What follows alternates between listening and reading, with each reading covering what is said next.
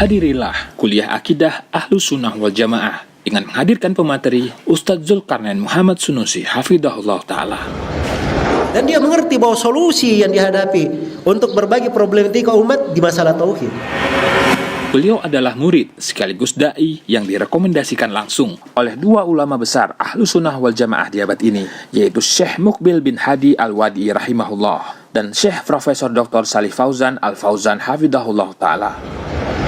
Kuliah Akidah Ahlussunnah wal Jamaah ini akan dimulai di tanggal 11 sampai dengan 13 Rabiul Awal 1439 Hijriah atau bertepatan di 30 November sampai dengan 2 Desember 2017 di Mahat As-Sunnah Lampaneret Aceh Besar.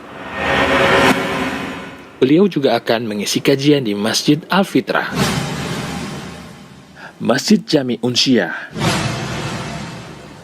dan Masjid Agung Al-Makmur Oman. Jadi sudut pandang harus dipahami oleh orang-orang belajar sunnah supaya jangan tertipu. Di masa ini banyak orang-orang yang mengaku diri yang mengajak kepada sunnah tapi tidak menempuh jalannya ahli sunnah. Mengaku mengajak kepada jalan salaf tapi tidak ada dari as-salaf yang dia ikuti dalam hal tersebut.